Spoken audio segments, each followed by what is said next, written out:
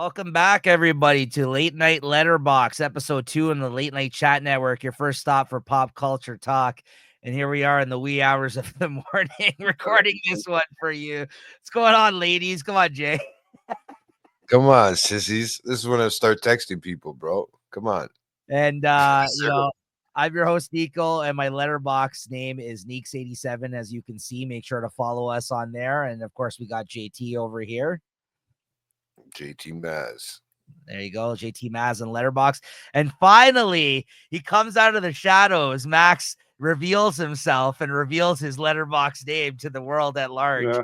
We got Max, and his Letterboxd handle is Maxud. There you go. My actual legal name Maxud. So I had to come out and see how my creation is thriving. You know.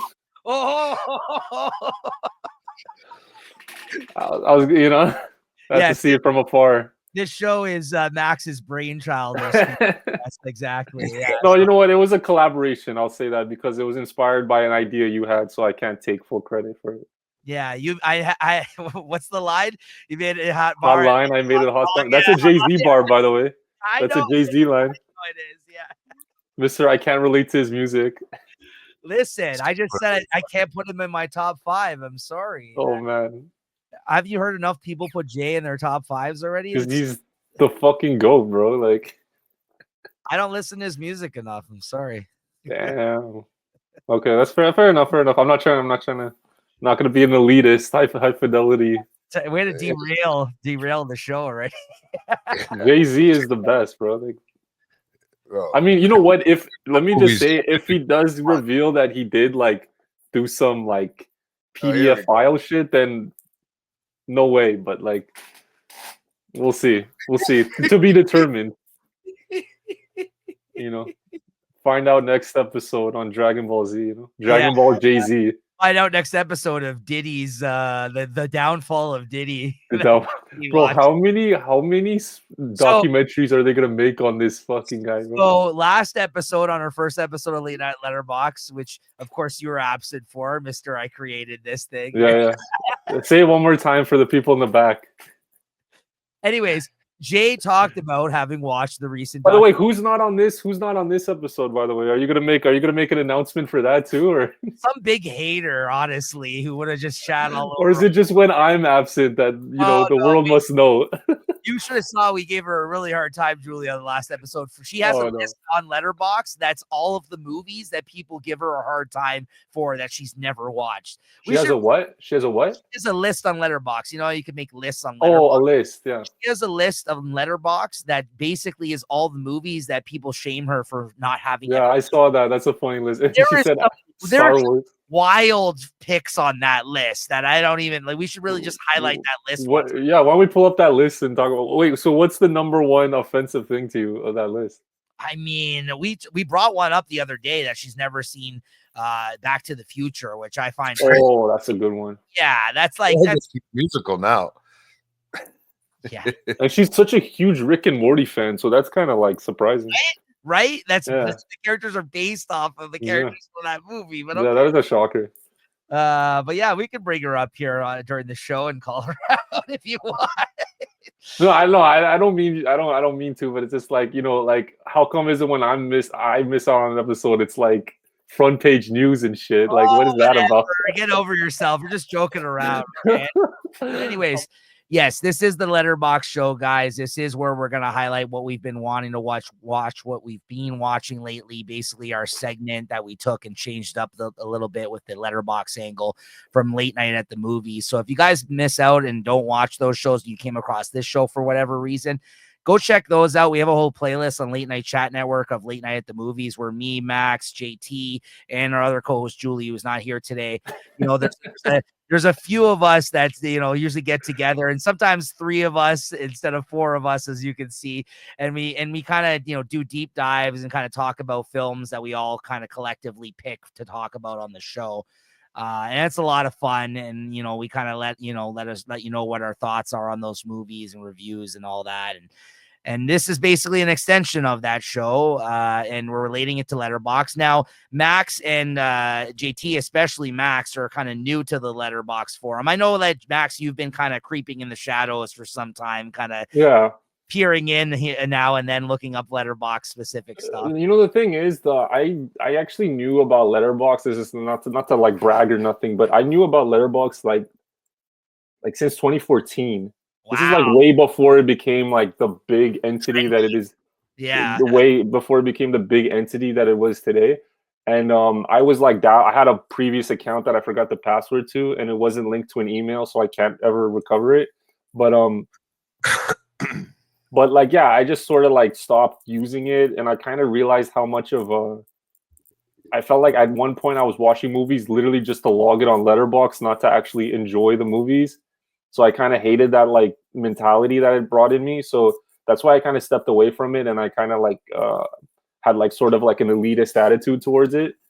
So it's kind of funny now that I suggested us doing this type of show because of like the history with it. But whatever, I'll dive back into it. And I literally just made my account like 20 minutes before we did the previous episode. I haven't logged in a single movie yet. I only had to ask this guy like 20 times, but probably more than that, bro. This guy was hounding my ass, bro. Fuck.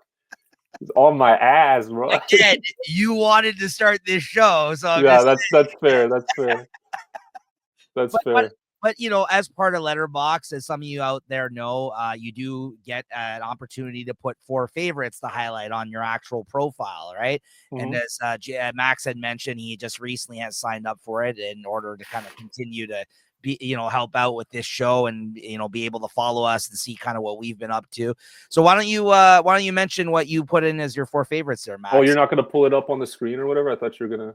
Oh, I mean, we can. Yeah, you want to just do that? Just go on my profile and. Okay. Yeah. So yes, that profile pic it's Bill Simmons with a mustache, and I love that photo of him. I guess he is sort of the godfather of like our space, kind of, right? Of this creative. So we gotta kind of give homage, and so for sure. Okay, this top 4. Here's the thing about top 4s. Okay, I don't have a top 4. Like, it doesn't exist for me. Yeah, I just add. It doesn't really like I could have like a top 400. Yeah, so this one, number 1, Raging Bull, Martin Scorsese. When I turned like around, I think I was like 17 years old, and it was like the summer that I really got into Scorsese's films. So, like, really, the top 4 could have just been all Scorsese's movies because he had such an impact on me, on my life. And Casino is a good one. Goodfellas, Taxi Driver, they're all like interchangeable. I just picked Raging Bull because it's just, I mean, not only is it just an amazing movie, go back to like the way you could see all of them, like all the movies at once. First off, I just like how my top 4 looks. That's actually what's most important, not really like the movies that are on there. Some people aesthetically just like an aesthetically like profile. Like, yeah, aesthetically, I'm fucking with this because look, you got the Raging Bull on one end, and then you got the Scarface on the other that are both like black and white with the red, and you got Pacino and De Niro, who are like, to me, that's like my top 2 favorite actors of all time. Mm-hmm. All my whole list is actually, I just noticed they're all 80s movies. Mm-hmm. Raging Bull for sure had a huge impact on me. Love to do it on the show one day. So Amadeus, which is about the rivalry between Salieri and Mozart. It's a movie I saw at a very young age. I don't even know if I'd really even say that that's like close to like one of my. It is a personal favorite of mine, but I don't know if I'd be like, oh, this is one of my favorite movies. But it is a favorite of mine, and I love the poster of it. I just love the look of it too. It's a great movie. And then Manhunter, which is like a more recent, and this is what we're doing for the next Late Night at the Movies. So it's like a more recent edition of a new movie that like I'm gonna highlight and more that I'm bringing towards my favorites. And then of course Scarface, which is like that's like we have to do that.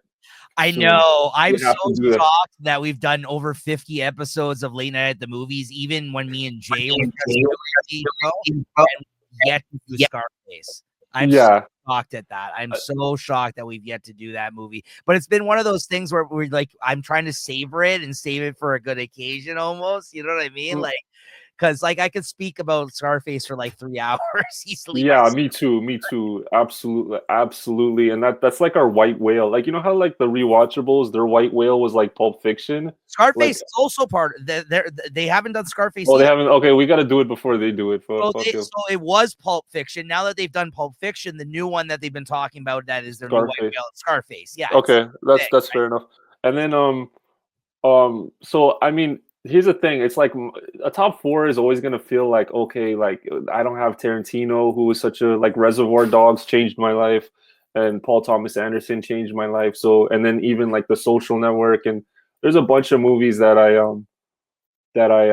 could not include. And who knows, maybe as time goes on, I'll sort of tweak and rearrange this list. But right now, I was kind of going more for like an aesthetic look, and so this is why I did this.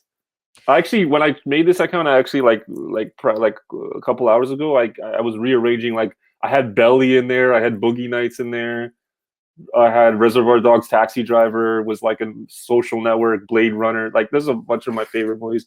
Maybe I'll make like a.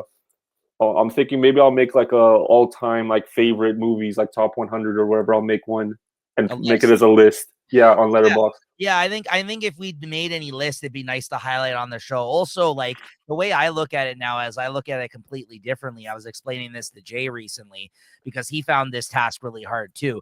But like you can constantly change your top 4 just to highlight 4 movies you really like. Like this doesn't have to be the definitive list that no, it's not for all time, right? Like I mean, like I see people do that often. Actually, now there's sometimes people that just like, this is what I'm digging this month, and they'll just throw 4 movies up there that they want. Okay, if I was to make you like an official, these are my top 5 favorite 15 movies of all time.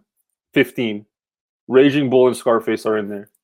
Amadeus and Manhunter, that might be like in the top 50 or top 60. That would be like.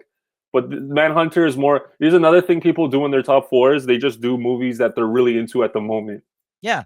Manhunter is like a new obsession of mine, so that's sort of like that's why that's in there. And then exactly. Yeah. I also just like the Amadeus poster of that guy with the MF Doom kind of thing. It's just like I like the way my top 4 looks like right now, and so maybe I'll be inspired to change it into something else. But so what do you guys have? You guys seen all these? Are these some of the ones you haven't seen from my top 4? Like I think I know you haven't seen Raging Bull, right, Nico? I know it's a shame on me. I really should rectify that. Actually, that'll be. You own it too.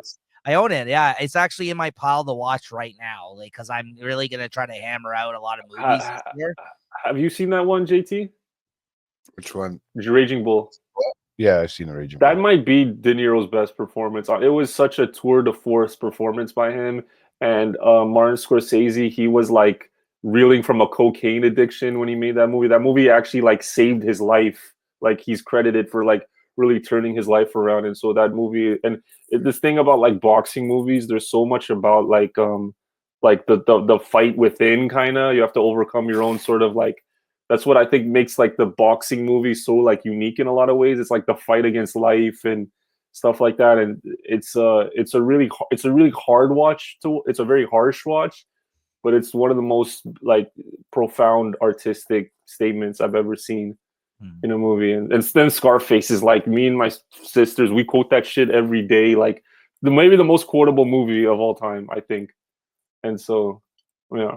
Yeah, no, good picks. I've only seen Scarface and Manhunter. I haven't seen Amadeus. Amadeus is good. That's a good like. So the guy who plays Salieri is the same guy who played Omar from Scarface. Remember Omar Suarez, that snitch that gets thrown out of the helicopter? Yeah. They were making that movie at the same time, actually. So he was flying back from England, I think, where they were making Amadeus, to Miami or Los Angeles, where they were filming Scarface, and then he was going back and forth. He was literally playing both roles at the same time, but he's the main character in Amadeus, and that movie is about like jealousy, and like Mozart is like this genius that he's so envious of, and it's like this really, really good. Yeah, I think you actually had talked about that, rewatching that movie actually before our Christmas break on our last episode. Right, because I mentioned the Immortal Beloved, that movie that was about Beethoven, that kind of came like. It didn't really come immediately after Amadeus, so I don't know if I could say it came off the hype of Amadeus, but I think they were trying to maybe capture like lightning in a bottle with the Beethoven story, like they did with the Amadeus. I don't think it landed as well, but I really love that Beethoven movie because it just educated me about Beethoven's life that I never really knew about. And then it's like, wow, there's a reason why these people have kind of like they've kind of transcended time in a sense. Like we talk about them centuries after they've been dead is because of what they contributed to our culture and how like they were really geniuses of their time. So yeah, it's for sure like that. That's my good picks. I like it. Thank you. Yeah, I actually might have to check that. I mean, Raging Bull, I'm gonna check before Amadeus, but I'm definitely gonna. I might pick Raging Bull one day for my next pick or whatever, one after. Maybe sometime in the summer I'll pick it. I'm down. All right, Jay, let's look at Jay's profile here. Let's take a look at his top 4. Mr. No Picture. All right, JT Maz, let's highlight your 4 favorite films that you got listed currently. I took that one this year because that's my favorite film this year. You got to believe. Yeah, you got to represent the family, man. Gotta represent, bro. Yeah. Respect. This doesn't come as any surprise to me. One Flew Over the Cuckoo's Nest, of course. Okay, I've never seen that, by the way. I love that fucking movie. Oh my god, bro. That's like if I had to make a list of movies that I've never seen, that's like definitely up there. I watched it like 100 times, man. There's just something about Jack that in that movie. I mean, it came in the time of like Easy Rider and all that stuff. There's an era of Jack Nicholson that is just you just cannot beat. And this movie just solidified a lot of actors for me in this. There's a lot of big name actors that were like fucking teenagers and 20 years old when they did this. So this is one of those movies that probably is going to be up for one of those.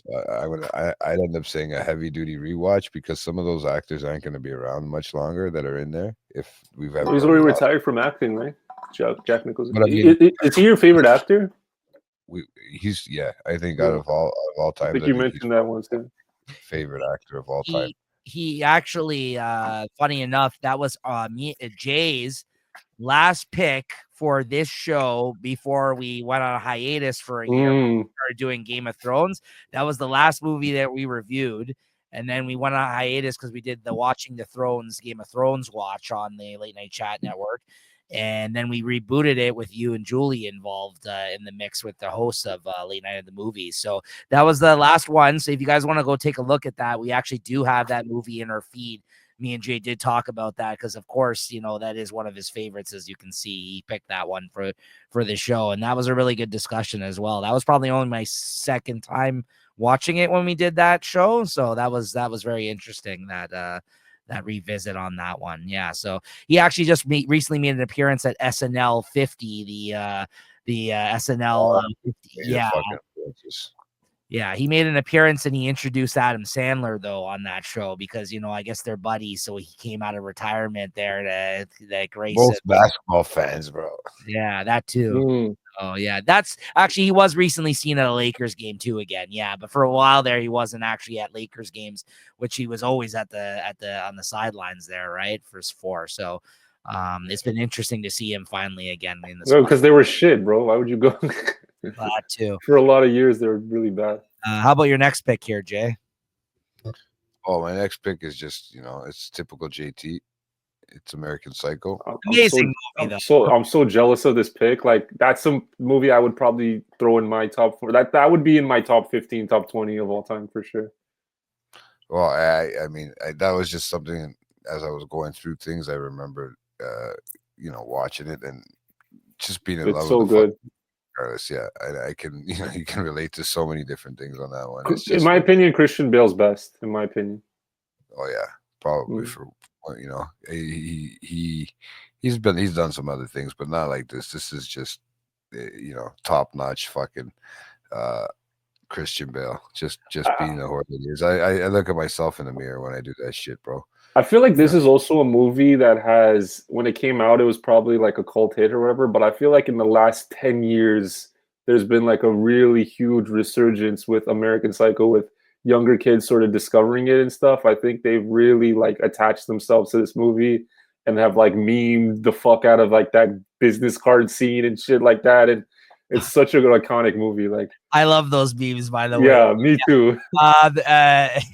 It's like, you know, the guy's sliding cats that are supposed pictures of his cats or something instead, or they, you know, like, or they're like Pokemon cards. I've seen all kinds of different like random shit like that where they're showing off all their business cards, right? Yeah, I love this movie. 5-star movie for me. Me too. And it's probably my favorite Christian Bale. Although JT gave it 4 stars, which is funny. I was thrown off by that. I was like, "What?" And it's in your top 4. I couldn't get it. I couldn't get it all the way up to the top. Yeah, it's a 4-star. I couldn't, you know. But like High Fidelity is a 4.5 star. So why isn't that in the top? Because that relates very relatable. A lot more relatable. The star ratings are very arbitrary. I feel like, and not just in you, but in general. No, I think the High Fidelity hit me harder at least this week too. When I watched it, it hit me a little differently than it ever has. So I think that's probably why I rated it so high at that point. Because like I did, I watched it a couple times this week just because it was that good of a movie. Me and Jay have also done an episode on American Psycho, so you can also go check that. I really wish for maybe any episode you guys have done. I really wish I was for that one. That one and Wolf of Wall Street. I wish I did, and Goodfellas. I wish I did with you. Rob did, I think, Wolf of Wall Street. Yeah. That was his pick. And then which one? Goodfellas, I think it was just you two guys. It was just us two. Yeah, it was just us two for that one. Yeah. We actually it's funny you mentioned that one that we wish you could have joined us on for, because you're actually part of the reason why you convinced us to check it out originally. We talked about this last episode of Late Night Letterboxd, and we suggested that Julie add it to her watch list, or move it up on her watch list because it was on her watch list. Good Time. We talked about. Oh yeah. Too. Yeah. So that's a great. I tried to watch it the other night with the girlfriend. I watched it myself because I just liked it. She couldn't get into it, and I said, give it some time. It takes a second to, you know, she's only seen the breakout scene. Like, I'm like, give it some time. And I hate to say it doesn't sound like she's the best movie watcher. No, she just likes different kinds of movies. It's those true. Those are kind of like dude movies you're showing like, her though. You know, I mean, I watched The Order with her, and she was big on The Order, and I wasn't so big on that white supremacist style fucking shit. I don't know. The Order. I don't think I know. Oh yeah, I see it. It's in your diary. The Order. I don't know what that is. That's a nice way to highlight it. Like, highlight the movies that she likes. I wasn't so into the white supremacy. What's her favorite movie? But she was. I don't know. I don't know what's she into. My Friday nights consist of a kids movie now and an adult movie. We're gonna get to that in a moment as we go through your diary here. So yeah, we're gonna get The Little Mermaid. I see. Yeah. And Pineapple Express. One kid movie, one adult movies. Shit, man. So get you ready for the kid movie, the Pineapple Express. Okay, the last pick is shocking the F out of me. I didn't know you liked. Because no, bro, I've watched it before, but I've just recently rewatched it in the last month or so, or month and a half. I think it was after I talked about it. Yeah. And I went. No, actually, I watched it after Julie brought it up about going to watch it in I IMAX. watched it in IMAX. Was you or Julie? Because she was talking about it too, so I didn't know. I mixed up the two. No, it was me. I talked about going to watch it in IMAX on the show. Yeah, before Christmas we talked about it. Yeah, so it was you. Okay, then you. But I know you and Julie were talking about it, and that's when I listened. So maybe I just came in and I didn't hear it was you that went to watch it, but you went to watch it in the IMAX. And so I said, you know what, I'm going to give it a rewatch, and I totally forgot I totally forgot what it was about. Your boy McConaughey.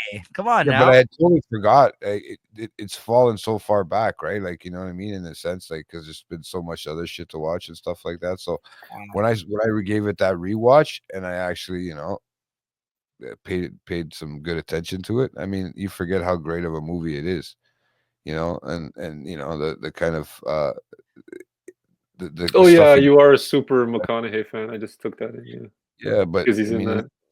He said such a nice thing too. He's trying to save the world, bro. Like, come on. Man. I know it doesn't rank high on Max's list. No, not at all. Like, if I were to I like the movie, but if I were to make like a Christopher Nolan ranking, I don't even know if I would put it in my top 5 or 7. You said it wasn't in your top 5 last we spoke. It is in my top 5 for sure. Yeah, it's. But this is. I'm a space nerd, so when I start to see stuff like that, especially if it could be somewhat realistic in that sense, yeah, it really fucks with me. Like on a philosophical level, I almost like hate the premise of that movie because it's like the guy's like human beings we were born on Earth, but we were never meant to die on it or whatever. And I'm like, so you're telling me after you guys have trashed the effing planet, made it a garbage dump, you're gonna ditch it and then make other planets like fucking, you know what I mean? Like it's just such an arrogant sort of like sure idea, I guess, is what I. You know what it is though, and I said this to you in our discussion about it after I watched it in IMAX that time, where you even said it, you don't think it's in a rank your top 5 for Nolan, and I said it did for me. I think it, like I said, it's his most still like human, emotionally like who you Okay. like. It's That's probably true. Like people like criticize him for being very cold and unemotional in his films and a lot of storylines with a lot of the characters, which I can't necessarily disagree with. This is definitely the most emotional, like, and touching, like, movie he has on a human level. Despite all that, I think you're right. Once you start to pick it apart, some of the other aspects of the film maybe don't hold true for the story. And plus, then you get to the end, and half the people don't understand what the fuck's going on there. And it's kind of dumb, I guess, in some respects. But I still love the hell out of it, and it's because there is those touching moments. Like, again, it's that one scene alone where he's crying while watching the video of his family after years of That's a great scene. Yeah. So I will say this though, I do end up liking this movie like with every watch. Like it does, like I like it like an inch more, and so I gotta tell you though, going to watch it in IMAX was like a next level experience, man. I saw it opening day when it came out back in 2014 in IMAX. So yeah, it's great. It's great. To see the movie theater sold out the way it was, like it's nice to see these days. People love Christopher. He might be the hottest director right now. Like in terms of like worldwide appeal, like he's probably number one. What's going on with the Odyssey right now? The cast is crazy. You thought the Oppenheimer cast was crazy. This is like hell doubling down on that. Not only that, they're talking about how he's going to be filming in like 50 different locations around the world, or something like that. And not only that, they're like creating like a big giant that's like an animatronic, like in like a cave of some sort now, something like that. Did you hear about that? Like, you know what's crazy in Oppenheimer? I don't know if you know this. Christopher Nolan. CGI. He's doing like an actual life-size giant or something in it, like they're building it. That's what he does, bro. He does everything practical. He doesn't like CG. So insane. For Oppenheimer, the bomb that they set off had the exact same tonnage as the nuke that they tested. And I'm just like, bro, who thinks to do something like that? Like it's ambitious. I respect the hell out of it. But not everyone can do it because not everyone has like his level of budgets or even creativity. So I can't wait for that movie. It's insane. Like the list. When's that coming out? Next year. 2026? Yeah, not this year. Yeah, look out for that. Yeah, absolutely. Okay, so there's Jay's top 4 favorite films that he's got listed on his profile for now.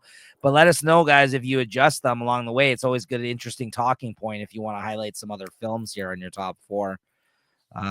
Here, we might as well, since we're here with Jay.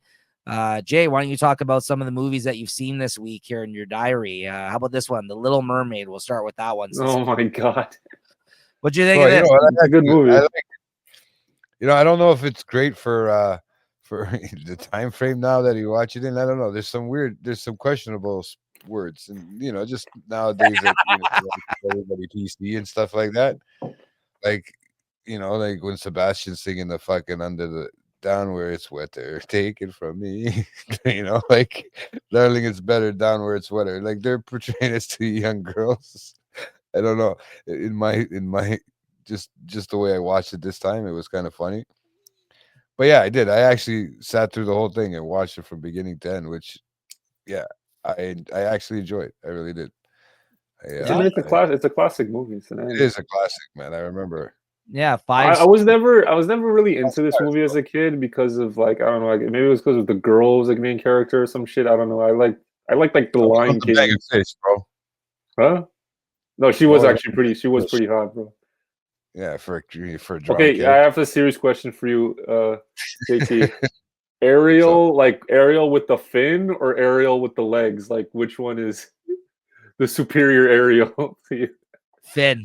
Yeah, Finn Ariel. Yeah, I was gonna think so. I was like, yeah, it could be a little bit of rubbing going I'll on answer there. for him. Finn, for the sure. Finn was kind of hot. I'm not gonna. Because when she's in those pants, it's just not as appealing. It's just like, Like, yeah, she got legs. The whole point of it was, she didn't have legs. That was the kind of cool thing. She could swim in the water, nice. or is she in a dress? I can't remember if it's Yeah, pants. she was in something. Yeah. Jay, you How do watch. you make legs? Yeah, I don't know. How was the monkey, Jay? My boy saw that. Oh The yeah, new one. that one. Be careful. I have tickets to go watch it tomorrow. Do not spoil anything about this movie. You can say whether I'm gonna say I didn't watch. Obviously, I didn't watch the copy you're gonna watch tomorrow because. Oh, you saw it on. Okay, I see what you're saying. Yeah, I couldn't wait. I wanted to see it because it is a Stephen King adaptation. So I wanted to see this one really bad, and I was like, you know what? By the Longlegs director, Osgood Perkins. Yeah. I still haven't seen Longlegs.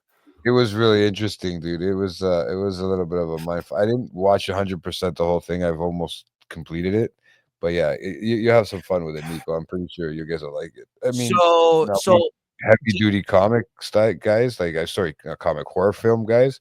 I don't know how much you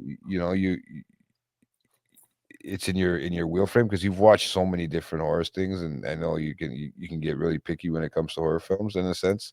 I'm not saying but critical at least because you've watched so many. Yeah, so already just like Longlegs, the people are divided on this film. Wow. You either hate this movie or you love it. That's exactly my friend. A friend of mine saw it, and he told me like this is the only thing. Like it's not a spoiler. He just said it was very funny and very entertaining. Yeah, I mean, look at like the headline. Again, just like Longlegs, the marketing has been genius behind this film. It's gotten people interested in it. But I just spoke to a guy the other day that I know that went to see it. He said he hated it. It seems like the fans are very divided on whether or not they enjoyed this one, right? I mean, this is a Stephen King story, right? It's based on Stephen King has been hyping it up. Like he's like, this is the great. Like, I mean, I know it's his name attached to it, but he doesn't do that with everything that people do. That is true. That's what I mean. He really enjoyed this. So I mean, there's the man himself who wrote this short story is praising it. So I don't know. I was thinking about this the other day. Maybe outside of like William Shakespeare, Stephen King has to be the most adapted writer of all time. Like as far as like his written stuff being turned into books and into movies and shows and stuff. Like he changed his name to write books just so that he can give himself a different. Yeah, he changes his name. Yeah, it has different pen names and stuff. Yeah, it's crazy. Yeah, Richard Boston was one of his pen names. Right. Yeah. And I think that was more to try to, keep people wondering if it's because it's and he doesn't just write horror. Like when he goes into other genres, he wrote The Shawshank Redemption. He wrote Stand By Me. Like yeah, that's a lot of Apt Pupil, which I think is an underrated one. And to think of all that stuff, to just be able to think of it, be able to put it on the paper in a sense, like he also wrote that one about the Kennedy assassination. Oh yeah. They did a show about. I think I didn't watch it. I have the book that I've never read, 11/22/63 or something. I still want to see Under the Dome. Yeah, I never watched that either. Yeah, I've watched that. That's a TV show. It's really good. Interesting. Okay, what else we got here? Oh, you rewatched Fargo, Jay, a 5-star movie. What'd you think of that? Rewatching that? Fargo's awesome. Yeah. Fargo is never gonna let me down. There's hard ones that I can this is not guaranteed a I'll give it guaranteed a 5-star. Right? This one. Go ahead, Jay. Sorry. I didn't mean to. I love the movie, right? I love the director, like Nico's. I don't know the director. I know it's Cohen, but I don't. It's one of the brothers, right? So Joel Cohen says it there. Yeah. Or is it both of them? I think. It's directed by his sister one. I saw this movie only one time. I'll be honest, I wasn't the biggest fan of it, but I probably just need to rewatch it again. In general, I'm not the biggest like Coen brothers. I know you've stated this before. Yeah. Nico knows. Yeah, Nico has a good memory of like my taste. I think it was like. Oh, okay. So we were just talking about Interstellar. Like, if you were to tell me movies that everyone just like seems to just like adore, that I'm like kind of lukewarm on, Interstellar is definitely one of them, and then another one would be The Big Lebowski. Like people love that movie, and I'm just like, it's all right, it's okay. No, I mean, you're preaching. I mean, I love that movie. I love this movie. I do love the Coens, so like, yeah, I get What's why. your favorite one, Nico? No Country for Old Men. I like No Country for Old Men a lot, but I would probably say Fargo as well. Fargo. Yeah. This is how you know I don't. This is how you know I don't like. I'm not like the biggest fan of theirs. First off, I haven't seen all their movies, so I just want to say that. But my favorite one is True Grit, which is like the least like their other movies. It's like a remake, first of all, and second of all, that is a good movie. It's a pretty kick-ass movie. Actually, if you click on the directed by, you can see like all their flicks and stuff. Actually, I was just about to say Fargo's there, but also there, which we did a late night at the movies of with Leslie. Actually, we did an episode of Fargo, and the other one, of course, that's up there is with our boy there, Jay, that we talked about is what the fuck is it called? Barton Fink. No, Llewyn Davis. Davis. I absolutely love that movie. So that's another movie I'm kind of like. Oh, come on, man. Like, really? You're not alone, though. That's actually one of the movies that most people don't like that they did, actually. It's not that I don't like it. I'm just like indifferent. Like I'm neither here or there about it, I think it's absolutely brilliant, that movie. I honestly think it's his best performance he's ever done. Oscar Isaac, hands down, my favorite thing he's ever done. Yeah, I love that movie. I think it's just such a funny, weird movie. Like I just like, but people get to the end of that movie and they're like, "Oh, this movie was pointless. What was the point of that?" Like, you know what I mean? It was like almost like a Once Upon a Time in Hollywood. I love that movie. No, I know, but it was the same reaction I feel like people were giving that when it first came out. They're like, "Oh, what was this? Like just 2 hours of him like going around Hollywood?" You know what I mean? Like the people watch that movie and they're like, "What was the point of this guy's journey?" I'm like, no, "It was the journey. Like that's." I think I understood the movie. It was like in Llewyn Davis. What I'm talking about is like how it was about the guy who didn't make it, kind of thing. Like there's always movies about the guy who did. This is a story about the guy who didn't. It's a failed musician, and so I get that aspect. I mean, maybe that's why I don't like it. The cynicalness of it. I also think of it as a movie where you're just really sitting back and watching what somebody else's lifestyle is, not necessarily having to have an outcome come from it, or not an outcome come from it, just to actually go through it and just see what a day in their life or a day in their year in their life is like.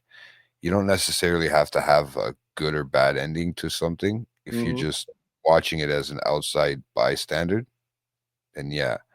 So I can see like an outside, like if you're a person in real life, like if I'm watching the guy across the street do so many different things in one day, it's almost the same sense if I follow him around for the whole fucking year with like a camera or something and just, make my own judgment call of it. Yeah, I mean it's really just to see what another person's perspective of life is. It's one of those things. I think once you realize what the movie is, you can learn to appreciate it on another level, but you got to kind of get past the fact that that is what the movie is, right? Because for some people they want a certain type of story told to them, right? So I get why certain people don't like that movie, right? But I don't know, what is it that you don't like about the Coens in general, though? You just aren't amazed. Can you click on Fargo like on the thing, and then like go to that movie, and then you like click what they've directed. Okay, I've seen No Country, I've seen Fargo, I've seen Big Lebowski, Inside Llewyn Davis, True Grit. Oh, brother, yeah, I have not seen that. I've actually only seen like 6 of their movies. So, and they've made a lot. Bro, have you ever seen Raising Arizona with Nicolas Cage? No. Burn After Reading is good. I might not. I might have just missed out on like what people say is their best, I guess, because I think you ask like 50 different people what their favorite Coen Brothers movie is, you'll get like a bunch of different answers. They're kind of they're pretty spread out in that way. People are a big fan of Blood Simple as well. I'm not one of them, but there's certain people. I haven't seen that either. Yeah. That's their debut, I think. And then Miller's Crossing is like a gangster movie, right, that they made. I haven't seen that one. I remember a coworker of mine told me that was his favorite gangster movie. Interesting. Yeah. So Okay, I might add it to watch list. What specifically I don't like? It's not that I don't like. It's not that I don't like about like their movies. It's that you know what, I saw like the first half hour of The Tragedy of Macbeth, and maybe I'll revisit that. But that was like a black and white movie with Denzel in it. It's not that I dislike their movies. It's just that I'm not like floored by them. Yeah, they don't gravitate towards. They just don't really. And I think maybe a huge factor could be that I've only seen all those movies just one time, and those were years ago. So maybe they're due for like a revisitation of some sorts, you know. Yeah, that's fair. How about this movie, Jay? This is still fairly new. What'd you think? Okay, I want to see this one actually. Great movie. Yeah, I've been hearing good things about this. I like Miles Teller. I like Anna Taylor-Joy. Yeah, that's the premise for this movie seems interesting. It's a love story. At the end of the day, it really is. Yeah, I think it came out on Valentine's Day, like on Netflix or some shit, or Apple, one of the two. Apple, I think. It came out, but yeah, no. From when I watched, I think it was Apple. From when I watched it, yeah, it was it two people that come from basically the same sort of, you know. They're both snipers. Let's just put it that way, right? Okay, and they have their own sort of job to do, and they have to go and, you know, do certain things, but they have to protect this gorge, and nobody knows what's down in this gorge, and that's the whole story, is what's down in this gorge. I saw the trailer for this movie. It kind of gives away like what the movie is, I guess. I don't think the ending, but just what the movie is about. But you would never think it was a love story in that sense, in that way. And no, it kind of does give you that vibe that, like, okay, these people. I think one of them is American, one of them is Russian. Is that the? Yeah, that's basically. Yeah, and then it's like how they fall in love or whatever. They're across the gorge from each other, and they're only seeing each other through like sniper fucking goggles, and writing for the longest time. They're writing on paper to each other because they can't talk. No, I do want to see it though. It does seem like my type of thing. The lengths he goes to get to see the person, or if he goes to figure out what the fuck's going on, and how it takes a little bit of a weird twist in the middle where it throws you right off, and you're like, all right, now we get to see what's going on with this gorge, right? So that part should be interesting for you too. I think if I have not heard of this. Is that Jude Law? Yeah. Oh yeah, that is Jude Law. Don't fuck with this one. Don't fuck with him. How many stars did you give this one? 3 stars. 3 stars? Okay. What do you think of this, Jay? That movie, wasn't the greatest one for me. Like I said, it was, basically was a heist. It was a white supremacist, a cop working, and knew the people. It's kind of your similar, trying to brainwash people into thinking the way you want to do it. That's what I'm saying when it comes to like a lot of political stuff going on in this. It's a good movie. Don't get me wrong. Like, I'm not saying it's a horrible movie. It's a good movie, but you gotta like that. You were in the mood for it. Sounds like though. You gotta be into that sort of storyline where with the white supremacist thing. Like, I'll watch American History X, but this one was like too typical. Like, bank heist. Fucking they did it. I mean, it was interesting, but nothing that I can, write home about. Right, and then finally, you revisited Pineapple Express. Classic. Still a 4-star film. Yeah, it's a classic. Yeah. I love James Franco in this one so much. I love the fucking furry wall. I just want a furry wall. Isn't that Get Him to the Greek? It was no, yeah. Sorry, why was I messing them all up? That's because I was smoking the Pineapple Express when I was watching it. No, but yeah. These guys are too much, man. I think, correct me if I'm wrong, because you're the expert weedologist of the. I think Pineapple Express was a strain that came out after the movie. It wasn't like something that already existed, or I don't know. Because now kids are smoking Pineapple Express. Like, I think that was they can name anything. I mean, they right now they have names for all the marijuana right now. Mm-hmm. It all just becomes from different strands and stuff, and how. Well, not only that, like Seth Rogen sells it, like he has his own weed company now, and then he makes like paraphernalia for it, like different types of stuff that you can use for weed, like grinders and shit like that. And the popular thing that came after this movie, I'm not so sure about the weed, but it was that everyone was rolling those cross joints that they. Yeah, have you ever smoked one of those? No, but I have seen it before. Yeah. I don't know if I'd want to waste my money on it, like even just try to waste No, it. it's like a novelty thing, right? Yeah, but that's a thing.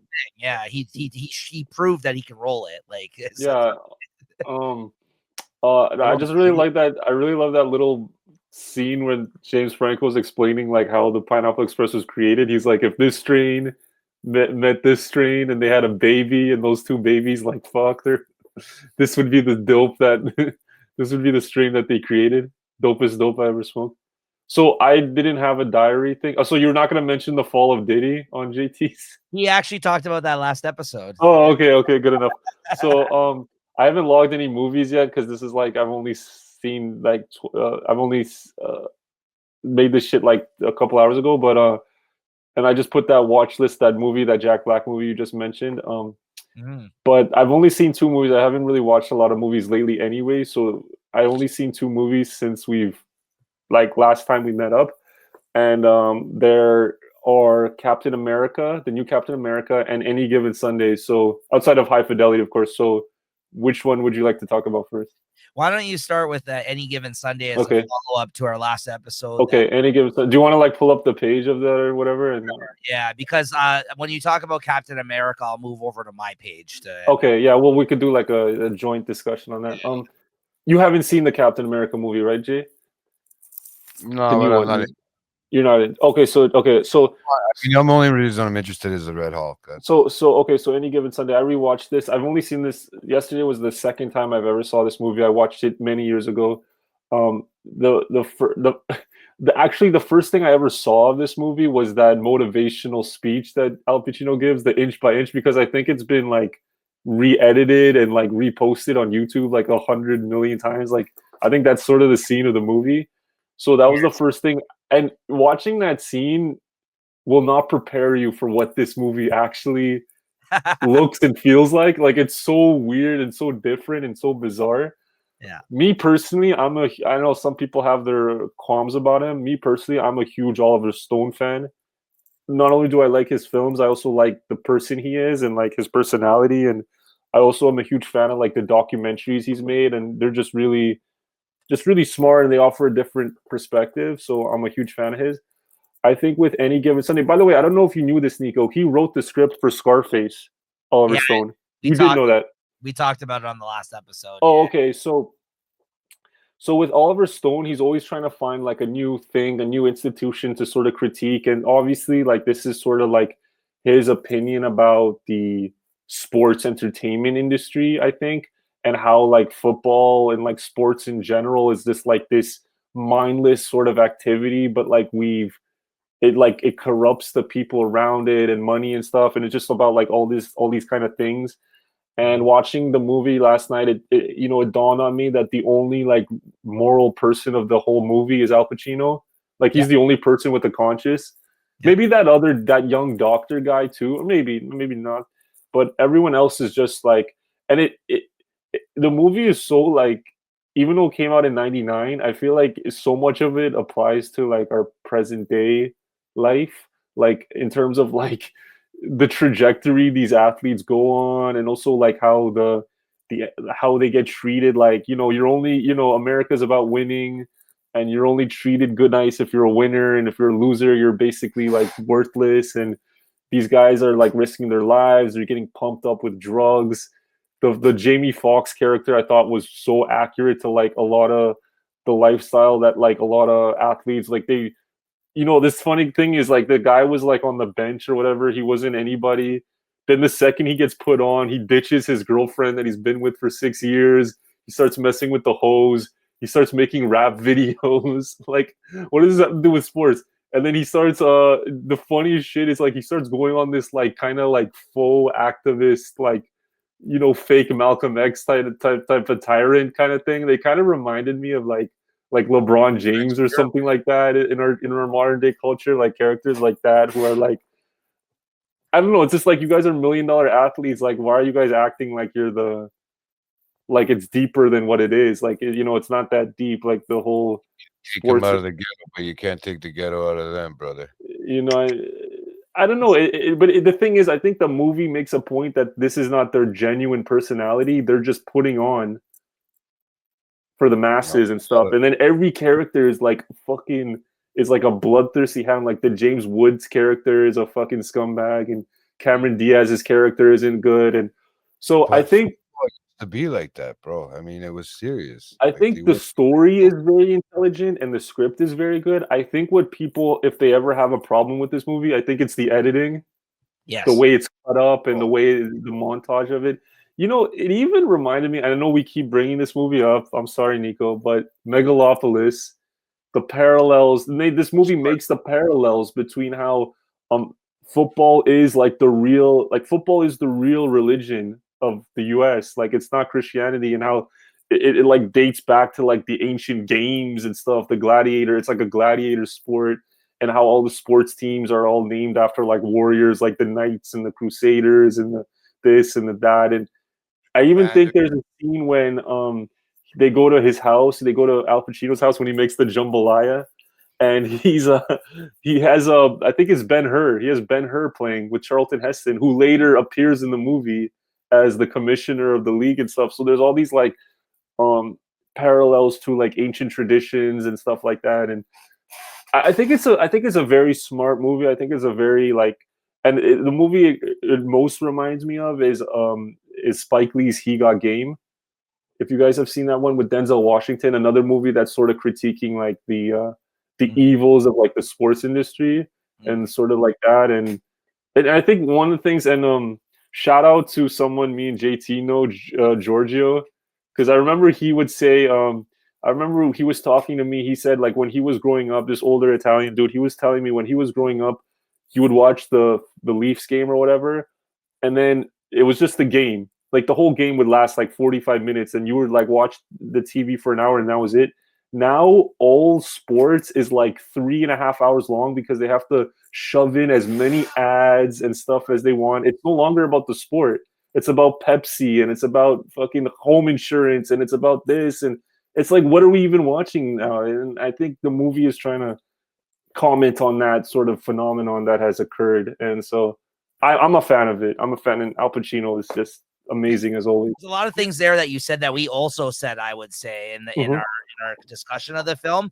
But I just think you like it more than we did ultimately, right? Like all collectively. But you know, I gave it 3 stars, as you can see. It's a respectable score. Yeah. I mean, like I said, I think every time I rewatched it, I did like it more. But at the end of the day, what I did find entertaining about the movie was just more of the funnier parts of it. Yeah, it's pretty funny. It's a pretty funny movie. And you know what's also funny too? I noticed, this is another thing I noticed about the movie.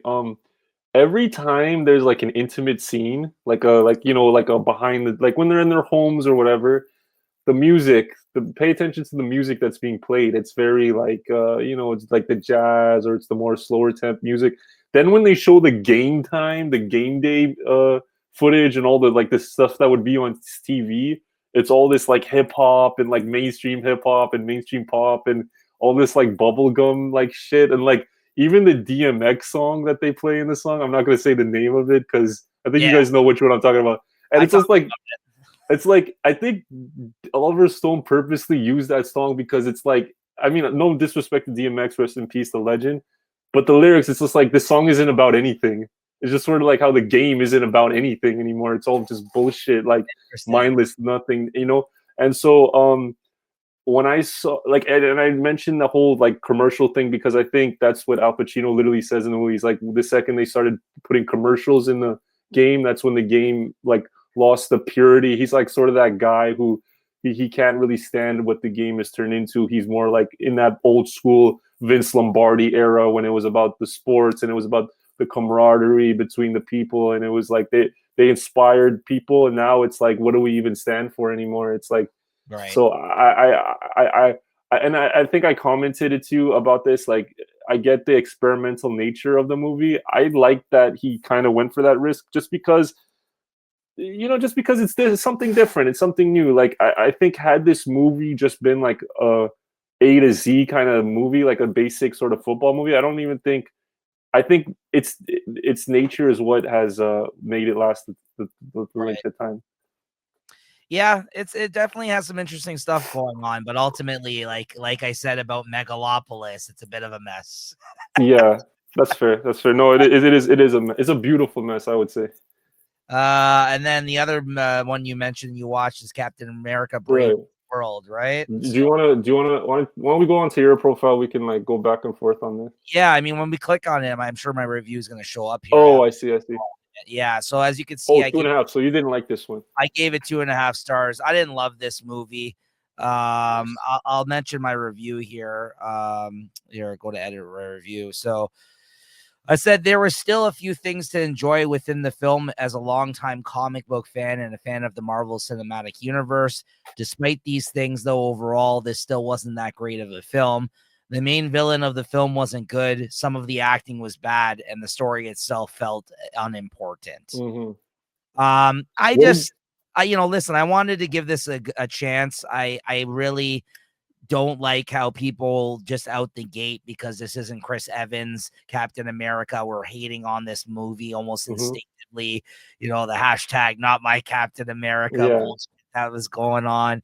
And listen, I get it. It is the Falcon. I also don't think that Anthony Mackie is as good as an actor as some people would hope, honestly, in some regards. And nor has he, he's had his moments throughout the Marvel films, but he's not Chris Evans. I mean, let's be honest. But going outside of that fact, what else did he play in the Marvel films? Was Falcon. He that he's Falcon? He's the Falcon. Winter Falcon, right? Yeah, the Winter Soldier and Falcon show. He was on that. Yeah, which I wasn't a fan of. It wasn't that good. I thought it was really boring. Yeah, it wasn't that good. This was more of like a pleasing the masses sort of thing in that sense when it came out. This movie. Well, they did this in the comic books, right? Didn't Falcon take over as Captain? So right now, both of these people exist in the comic books as different Captain Americas, essentially. And he did take the helm over at one point instead of Captain America. So yeah, he was Captain America in the comics. This isn't just something that they did. Invented. Yeah. And ultimately the person that stood by Cap's side as his sidekick in many ways, when he died, he relinquished the shield over to him. Now, of course, a lot of people were like, why didn't Bucky get it? Bucky also was Captain America for a period of time, and quite frankly, would I have liked to see Bucky be Captain America over Sam at this point in time in the films? I like Sebastian Stan a lot as Winter Soldier, so I mean, it's a hard thing to kind of, you know what I mean? Like, I probably would like to have seen him play Captain America, but as Winter Soldier, because that's one of the more popular stories as well. But in the comics, but and I do like Sebastian Stan, right? But I mean, listen, I think he did a fine job in this movie. It's just the story felt unimportant. Like, you could tell this is a movie wedged in between bigger and better things within the Marvel universe. I also thought the villain, I don't want to spoil who it was in this movie, but it has ties to the Hulk, was really bad. I really wish like William Hurt got the chance to play Red Hulk. Like he was the original actor of Thunderbolt Ross. Yeah. The first actor, because he looks so much like Thunderbolt Ross from the comics and stuff. But like Harrison Ford, I mean, he's as good a replacement as any that you could ever get. And I thought Harrison Ford did a good job. I mean, the Red Hulk thing, it's just the thing that was really my biggest complaint about the movie was I'd love to see Red Hulk. I just hate how he became Red Hulk. I thought it was very dumb how they triggered him into being Red Hulk. I thought it made no sense. Like when he's at the press conference and he's like, oh, let me explain or whatever, when the guy exposes him or whatever, right?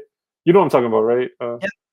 Yeah, and so I just thought that was stupid, but the actual action scenes were good. The thing is with you know what I noticed, like all the Marvel series, like each series is like its own kind of genre that it's sort of like servicing. And to me, the Captain America movies were always about the action. Because I think like if you take all the MCU movies, to me the best pure action one of all of them is Winter Soldier. Like I stand by that to this day. That's probably my favorite Marvel movie still. Of all, yeah, okay, yeah. So Captain America is my favorite that's my favorite block of movies of a character in the Marvel universe, because of course, let's not forget Civil War was a Captain America movie, and Winter Soldier is probably my favorite Captain America movie. I always felt like Civil War was like a Captain America movie in name. It really is an Avengers movie, like yes, but really it is a Captain. It was labeled as a Captain America. Yeah, that's fair. That's what I mean. Like it's in name only, kind of. He's the central character that kind of starts this whole beef between the government and everything else. That's what I mean. So that's fair. Here's the thing about the Red Hulk.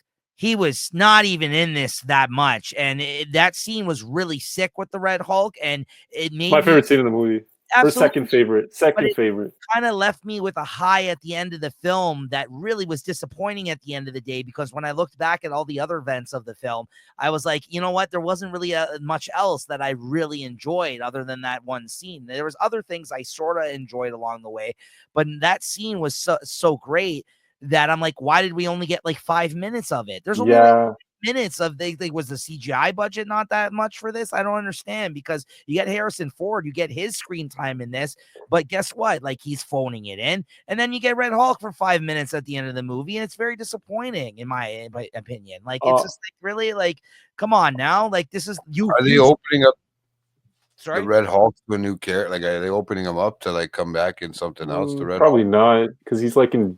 Well, I'm not going to spoil it, but well, one scene I did really like, one action sequence, I was saying, like, because like how the Captain America movies have to have on-point action in order to succeed, in my opinion. One scene I thought was really cool was the ones when they're in the air, when they're flying in the air, and they're like, remember those jets? They're trying to like dismantle those jets and stuff in the air. That was really good. I mean, the Hulk is the best part of the movie for sure. The Red Hulk, like the fight, the final fight between them in the Sakura, in the cherry blossom garden and stuff. I just don't like how they sold this film based off of the fact that the Red Hulk was in it, and then you go there, you go to watch it, and you only get him at the end of the movie. That really pissed me off. Okay. Can I ask you something? Okay, this is like as a comic book fan, only you could like maybe. I mean, like you would have an opinion on this. Why do you think the MCU has like been shafting the Hulk like since day one? They have been like not really giving a shit about this character like that, because Red Hulk is supposed to be a Hulk villain, yet this has been turned into a Captain America movie. Then number two, I think like Planet Hulk is a Hulk story, and they shoehorn that into Thor Ragnarok.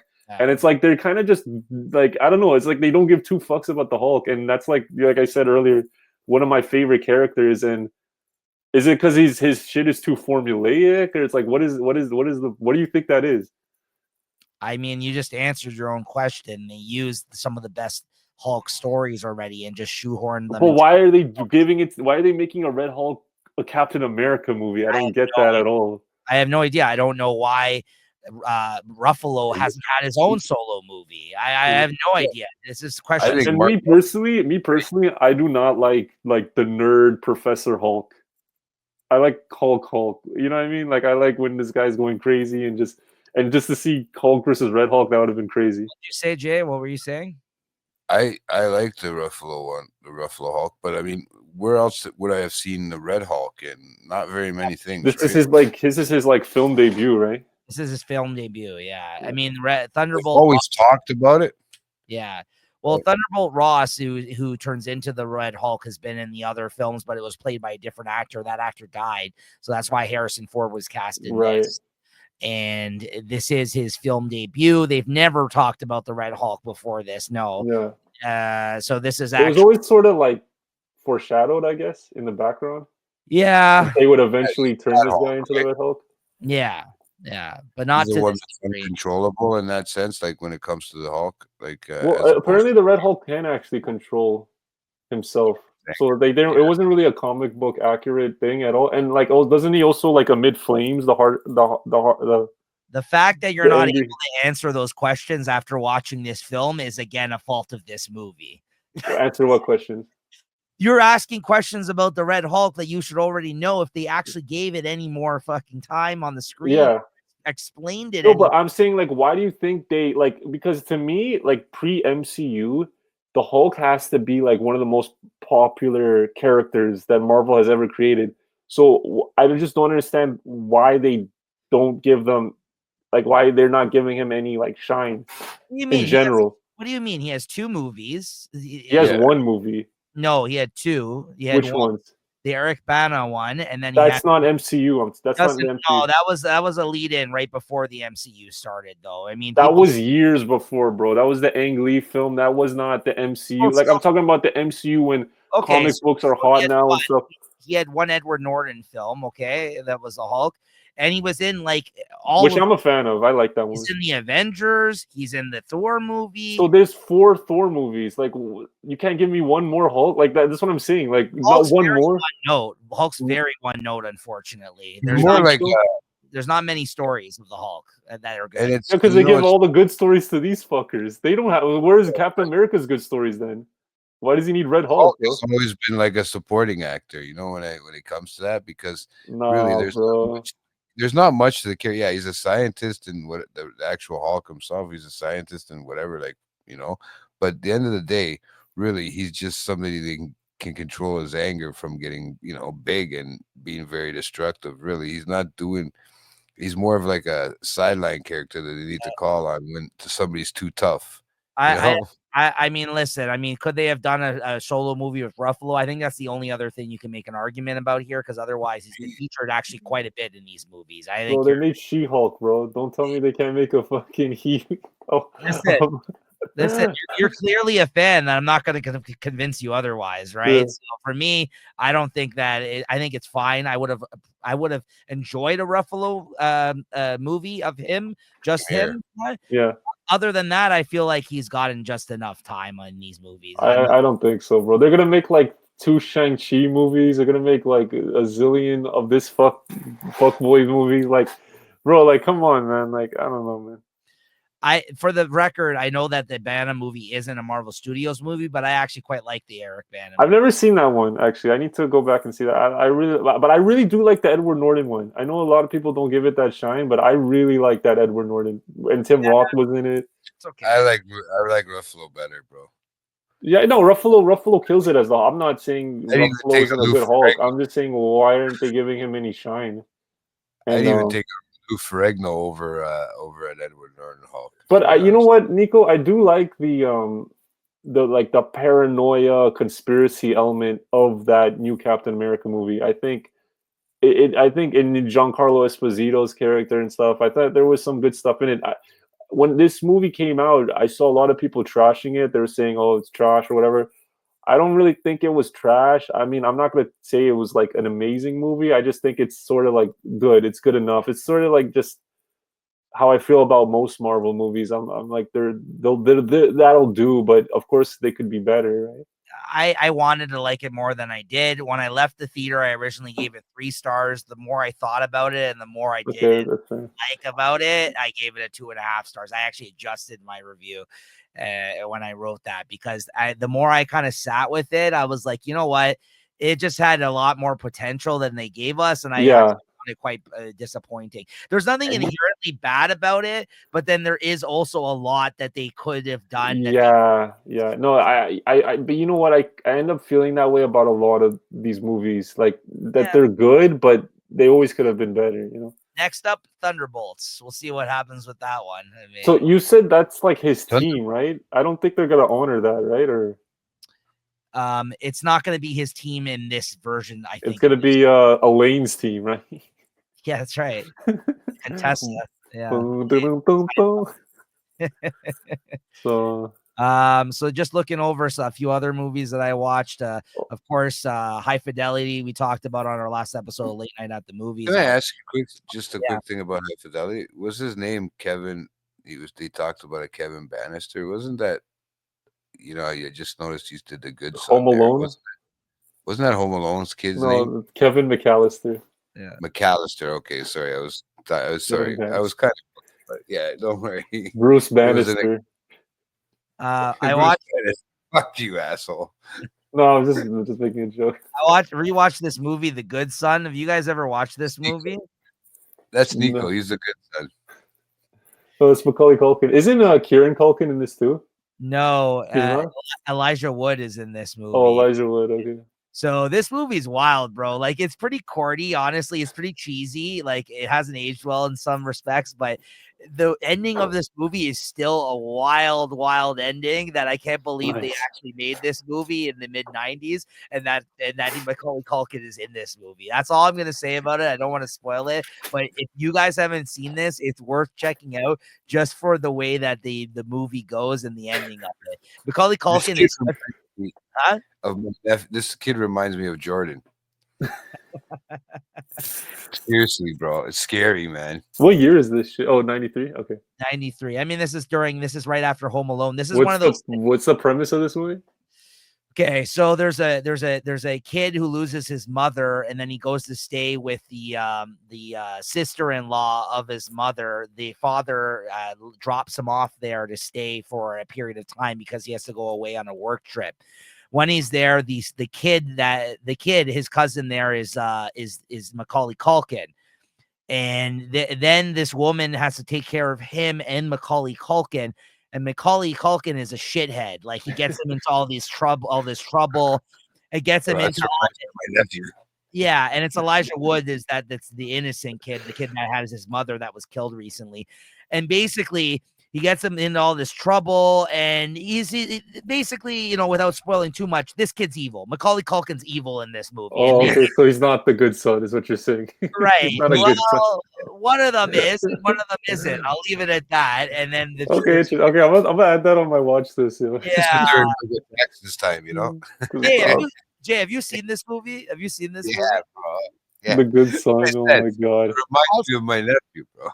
I'll say this: the parents they wanted Macaulay Culkin cast in this movie because they wanted him to be in a movie that's totally opposite of what he was doing in Home Alone, like in the sense that he was kind of an asshole in the Home Alone. Like, Kevin was not a good guy. Watch this movie. This is not the same. This is not like a little rascal. Not the Kevin.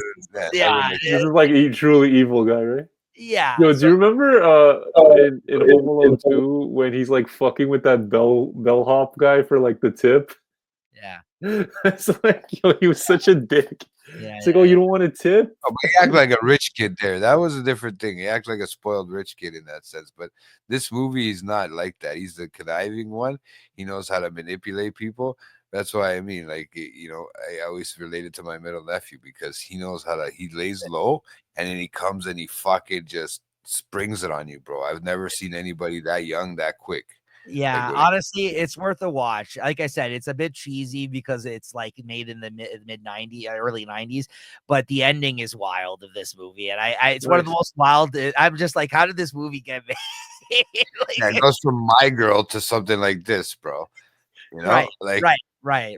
This is when they're trying to give him an edgy, mature role or something, right? Being Macaulay Culkin. Yeah, give it to him after he's been in Michael Jackson's house. Yeah, give him mature. Sorry, and then I watched rewatched classic. Rewatched After Hours. Catherine fucking Hera. That's my review of this one because I love her in this. I like it. She's really good in her like few minutes. Again. Have you not seen this one, Jay? Yeah, this is by Scorsese. Oh, you got to see this, Jay. It's really good. I think you would really like this movie, JT. What's the premise? The guy, he goes over to a girl's house and he has to get back home and it's New York and he can't get it's after hours. Everything is closed. It's like his journey back home. Like the best way New York is closed. Yeah, you have to watch it. You have to watch it. It's an odyssey. The best way I can describe it, Jay, is it's like one of those things. If you have ever lived in the city and you ever had an unplanned night of sorts that went into weird directions that you didn't expect it to, and you kind of just went with the flow, that's what this film is. And that's times 100. Yeah, I don't know if I've had one of those types of like Peter, Nico, and Jesse nights. I have, yeah. So I mean, I really. I've had this type, not as dramatic as what you see in the movie, but like the type of where it's like, okay, you're trying to get home and like everything is closed, TTC, no subway, and it's just like, bro, it takes you like literally forever just to get home. Like, and so like, well, if you don't have a car and you're, you know what I'm saying, like when you're living in this type of environment, because I mean, oh shit, Nico left out. You know what it reminds me of a little bit? Like, remember Harold and Kumar? Yeah. They just wanted to go to White Castle, and it ended up taking them like the whole night just to get to White Castle. Like that's what it kind of reminds me of After Hours. But yeah, I really resonated with it. I had a good time with it. I just put a quick review there. Catherine Huge she's in the movie, so it's pretty fun to see her in this. She's really young here, actually. In this huge inspiration on Beau's Afraid. Oh yeah, huge inspiration on Beau's Afraid. See that. And then Unforgiven. I rewatched this. You guys ever watch this? Yo, I suggested we do this for one. Remember that one time I brought like 8 movies? Yes, like, that was on the list. One of them was this. Yeah, I still have not seen this. Like, this has been on my like to watch for like forever. This is like the culmination of all of his like Western films that he did. This is the one he won an Oscar for. Because Clint Eastwood directed this movie, and it's basically a treatise, like a commentary on the guy who was in all those Westerns and that was a badass that tried to change his ways and got old and is pulled back into it for one last job type of situation. Godfather right? Part 3 stuff. Exactly. So that's what this is, and hence why I wrote "You Can't Change Who You Are." Could you just do that one time for me, please? No, like every time Silvio. Every time I think I'm out, they pull me back in. That part, yeah. There you go. But is this something like a Gran Torino in a sense? I remember seeing this that movie. Absolutely, it has. Just don't change your ways, right? Yeah, yo, Gran Torino is fire, bro. Eastwood repeated that theme in Gran Torino. Exactly, it's very similar in that. It's funny how I've seen Gran Torino, but I haven't seen this one. Gran Torino's great too. I really it is a pretty dope kick-ass movie. But this is a Western. I've seen this with my dad. Yeah. The best part about this, though, is that it's a Western, and that doesn't really happen as much these days. And Gene Hackman's the bad guy in this movie. I love Gene Hackman too. I did see this one. Yeah, it's very good. So definitely check that out. I would suggest checking that out. Gene Hackman is good as a cowboy. Captain America, we just talked about. Spies Like Us. I mean, what more can I say about I've never seen this one either. Oh man, this is like prime Dan Aykroyd. This is part of the I've never seen Caddyshack. Come on. And I've never seen Fletch either. Bro, watch Fletch. I like Fletch. Yeah, like there's Chevy Chase is like a huge hole in my I was just about to say Fletch is my favorite out of all those Chevy. Yeah. Other than Christmas Vacation, Fletch is my favorite. That's different. Did you see the one that John Hamm was in, the new one, the Fletch? They made like a new Fletch movie, and John Hamm was. I did. It's not the same. It's not good. Okay. It's okay. John Hamm, he's awesome. Oh. I know. I mean, I love John Hamm, but he definitely he tried to play like a Chevy type of character, but it wasn't the same. Ultimately. You can't play Chevy better than Chevy. Nothing beats this run of Chevy Chase during the 70s, 80s comedies that he was in. Basically, in this one, him and Dan Aykroyd are spies that basically they get thrown in as patsies. That the U.S. government thinks these guys are idiots, so they throw them in the middle of like some sort of like situation where they want to use them as a distraction. So that's it. It kind of goes from there. But anyways, my favorite scene is the opening scene. These guys are writing a test. And that's all I'll say. You just Google that scene, the test writing scene in Spies Like Us, and I think you'll laugh your ass off for the. It's so funny. I actually did forget to mention one movie I did rewatch. I rewatched Groundhog Day because it was Groundhog Day like recently. I love that movie. Love that. Yeah.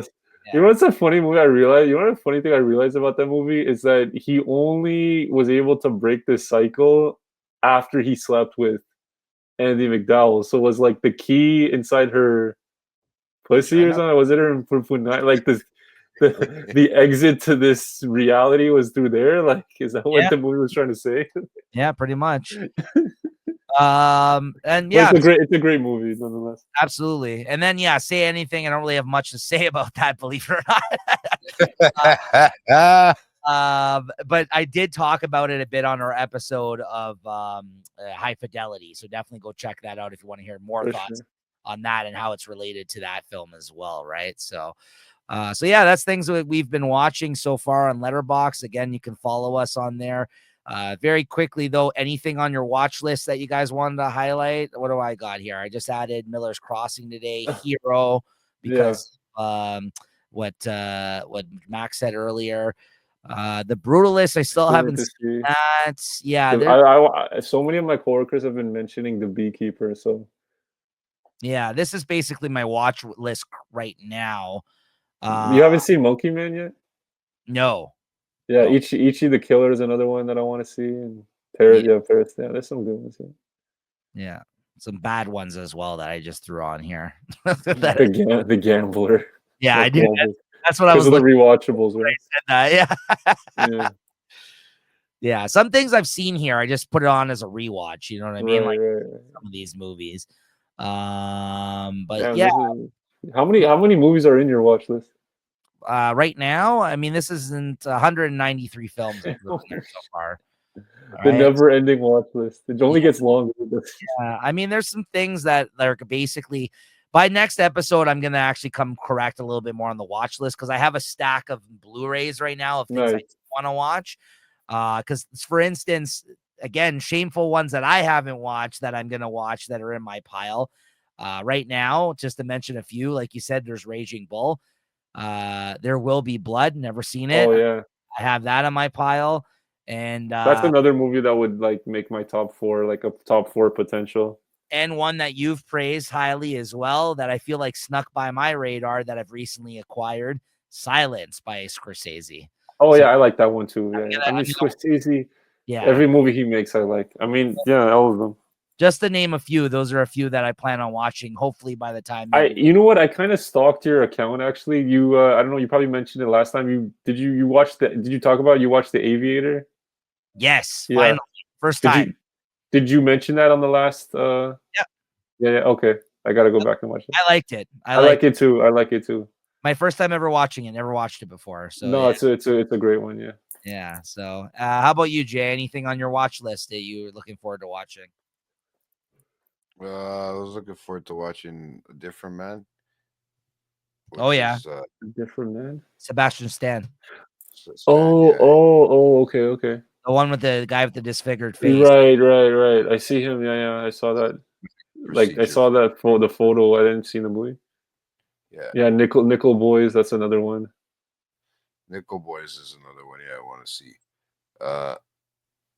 Hey, Manhunter. Last Breath for some reason I want to see.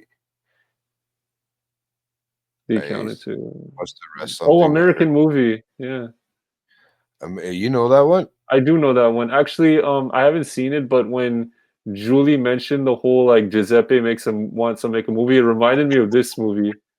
Well, see, I mentioned that to somebody that I'd watched that Giuseppe Makes a Movie, and a guy at work recommended you this one, right? Yeah, it's also about like people wanting to make a low budget film, right? Like so. Yeah, so I thought, okay, and I threw on some old school Batman fucking movies. Hey, why not try them out? Like originals. Oh, you have The Conversation on there. Francis Ford Coppola. Oh, I talked about that last episode. I watched it. Yeah, that's a good one. I like that one. It's a little bit of a slow burn, but I like it. The Presence I want to see too as well. That was another one I wanted to really check out. Companion, yeah, that's another. Oh, I want to watch this too. The new Steven Soderbergh horror. Yeah, I want to watch this too. Yeah, I'm with you, Jay. I want to watch that. Yeah, I think that one already came out, right? Actually, I don't have this in my watch list. Let me add this.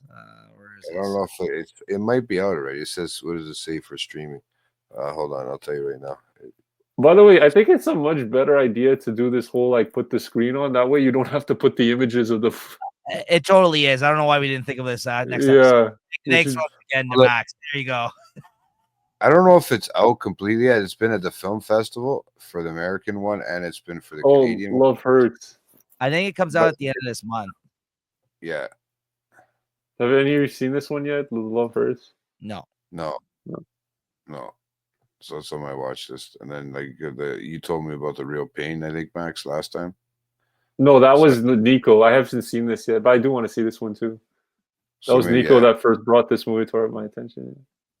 Yeah. So and then just other stuff like I said, Manhunter with you guys and I think you're gonna. I think you haven't seen that yet, right, Manhunter? No. So I think you're really gonna like that one. Yeah. And then me and Nico are gonna plan a mandate where we're gonna go watch Friendship. Oh yeah, I can't wait. Friendship? Which one is yeah. that? Oh man, Oh, this one just here. watch.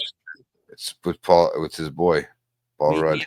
We actually have a trailer commentary coming out, I think, this week on this. So yeah. Is it oh, it hasn't come out yet? Yeah, we have a trailer. Why does it say 2024 though? It was in the film festival. Oh, yeah. I see. It actually was at TIFF. Yeah. Oh, I see. Yeah, that's him. We were very confused when we talked about the trailer as well. Jay thought it was out, and I'm like, no, I don't think it is. And like, yeah, so that's why. Well, and Julie shit on it because it's Tim Robinson that she doesn't like. Tim Robbins. Yeah. I don't know why I said Tim Robbins, but yeah, from High Fidelity. Yeah, I've been saying that all night. That's why it's been throwing me off. Ian Raymond Robinson, right? We like that quirk. That fucking that comedy. Oh yeah, Freaky Tales. Anything on your watch list, Max? On the top of my head, not really. I mean, just the stuff that I just added: Good Son and Orange County. Yeah, but yeah, like definitely like a bunch of movies that like Unforgiven I need to see, and so I don't know. I don't really. It hasn't really been much on my mind right now. Like, I guess what I don't know what are the biggest movies coming out in March? There's a lot coming out now, man. This is gonna be a summer and a fucking spring of movies, TV shows. It's gonna be maybe like The Amateur. I really want to see The Amateur and Accountant 2. So, yeah. Well, Amateur's already out there. Stay tuned because I think we will be probably talking about the Oscars on our next episode and revealing who won. A lot of the Oscar movies I want to see, like The Brutalist and stuff like that, for sure. Yeah. We'll be talking about who won of our pool of us taking guesses at who is going to win the awards. And then very quickly in movie news, I do want to mention a couple of things here that I came across. George Clooney just confirmed that there's going to be another Oceans movie coming out. Wow. Is Soderbergh directing it or? That wasn't said, although they did say that this movie is going to be focusing on the crew being too old for the job now. Oh my god, that's hilarious. Yeah, I think I heard someone say, like, it was Soderbergh or someone said that, like, after Bernie Mac had died, they wanted to retire the Oceans movies just to like protect that legacy. But then when I saw that, I still have yet to see that. Have you guys seen that Clooney Brad Pitt movie that came out, The Wolves or whatever? Yeah, Wolves or whatever. Yeah. I think when I saw that, I heard some rumblings that they were trying to revive the Oceans movie, and I was kind of like looking at Wolves like a little different. Like, oh, is this sort of like the audition tape for interesting a new Oceans movie? Is this sort of like what they were pitching? Like, you know, so I remember recently, I think it was on Joe Rogan, Tarantino said that George Clooney isn't a movie star or whatever. Remember he said some shit like that? And so, yeah, it's at least it's good to see that George Clooney is still working or whatever. And then another piece of news quickly is that they've been talking recently about the new Gremlins film that's in the works. And listen, I'm excited about this. And they also confirmed that this is also going to be all practical effects, puppets, shit like that. No CGI. Yeah, right, nice. Jay? I'm excited about it. I can't wait, bro. I can't wait. I mean, the fucking Gremlins was the shit, bro. Oh, you guys are eating good, bro. First they bring back Beetlejuice, now the Gremlins, like that's. This is our childhood. Yeah, for sure. Bright light. I love Gremlins, man. Yeah, I love Gremlins. So I can't wait for that. I mean, the acting was always cheesy, but it didn't really matter. It's just old, you know, like the acting was there. It just wasn't like it could be nowadays too. Right. And then finally, I'll leave you with a Odyssey cast update because it keeps growing and growing. So that's crazy, bro. They're gonna have like Barack Obama in that movie, bro. They're gonna have you could have everybody in that movie, bro. This is Christopher Nolan's new film, Jay, that they've been slowly announcing actors for. It's a huge cast so far. So far we have Matt Damon, Tom Holland, Zendaya, Anne Hathaway, Lupita Nyong'o, Robert Pattinson, Charlize Theron, John Bernthal, our boy, Betty Safdie, John Leguizamo, Elliot Page, Samantha Morton, Himesh Patel, and Bill Irwin. That is the cast. Where the fuck are they getting? Where are they getting the money for this? Just to pay those? He's gonna have the Pope in that movie, bro. He's gonna have everybody is here, bro. Yo, shout out to the Pope. He's like right now, yeah. He's on his deathbed right It's now. Is he actually? Yeah. The conclave, the conclave came out, and then now he's fucking dying, bro. That's a my god! Why am I laughing? That's terrible. That's a crazy trip. And I got like the biggest smile on my face that I can't. No, it's just it's prayers to the Pope, man. Honestly, yeah, he's got like bro. He's probably dead already. They just don't know how to. To be honest, he was a clone this entire time, right? It's like the conclave, bro. You don't tell anyone. I nominate Ralph Fiennes to be the next Pope. I was about to say, is this how we should end this podcast? Just get some smoke, Bill. Yeah, Trump's gonna become the Pope next, bro. Fuck. Yo, JT light a blunt right now for the Pope. Get some smoke up in here. Trump's gonna be like, yeah, we're just gonna go over there. I'm taking over or moving in. Yo, after the Pope dies, Trump is gonna be like, oh, rest in peace, the Pope. He was a good Pope. Not the best Pope, but still a pretty good Pope. Like, there have been other popes, a little overrated on the popes. Speaking of Trump, I actually watched the Sebastian Stan movie, The Apprentice. Oh yeah, how'd you think about it? Great performances. The movie itself was just like all right, but great performances by him. Strong, yeah, absolutely. No, that's the two strongest things about that movie. No pun intended. It's very interesting seeing him transform into the Trump that we know now throughout the film. Like it's very slow, right? Yeah. But then by the end of the film, he's got like the hand gestures. He's got it down pat. It's crazy. It's like he's this like very naive, like wide-eyed kid in the beginning, and then he becomes the Trump. Like it's crazy. I was saying it to these guys, Julie and him. I'm like, I wouldn't go as far to say like they humanized him because they still made him look bad throughout the film, but like, but they did make you look at him in a different way, like in his younger years, right? Like, it was interesting. I think what I realized is that they made him. I think what the filmmaker was trying to do was trying to like shed light that this Trump that you see is like a total it's a character. Yeah, it's a character. It's like it's made up. It's not like a real human being you're seeing. It's just it's an act. You know. Yeah. And I think that's what they really, really like nailed the head on that. Yeah, but good movie. I liked it. So when the part when he's like getting interviewed, and the guy's like, "America gets no respect, none." Zero. Like this shit was so like it was so perfect to like what Trump would be saying like in these interviews. Like, I know. Zero. Talking about Al Pacino in a movie. Now you get Robert De Niro in a TV show. I saw that. Aren't going anywhere, man. These guys aren't going anywhere. Is he going to be in a TV show? He is the next person. Yeah, he's right now. It's on Netflix. What's the show called? I forgot. 0 Day. Oh, there you go. 0 Day. Yeah, 0 Day. It's a fucking with an ex-president. He's an ex-president. Oh yeah, because Trump, De Niro has beef with Trump. Yeah, like Trump. Trump. Yeah. Anyways, I have to get all political at the end of the show here. No, it's all good, bro. That's probably gonna be our president in like God knows how long after they invade us and shit. That's not gonna be their president. That's gonna be our president soon enough. Yeah, let's hope not. Yeah, let's hope not. They're just mad because we play hockey better. The 51st state, live broadcasting you from the 51st state. Live. All right, guys. So hopefully we don't get removed now from the channel. But yes, everybody, thank you for tuning in to Late Night Letterboxd. Oh, it's all jokes. It's all good and fun. Oh, I know. This was fun, guys. Canadians knowing us, we're probably gonna let them take us over. Like, come on in, guys. Like, it's all yours. Oh boy. And we're gonna apologize. Yeah, we're gonna apologize. Oh, sorry. Did you want this? Did you want this? Like, fuck. All right. Well, this has been Late Night Letterboxd, everybody. Thank you. Like and subscribe to this video. Check us out on what's that other show called that we do? Late Night at the Movies. What time is it, bro? What's my name again?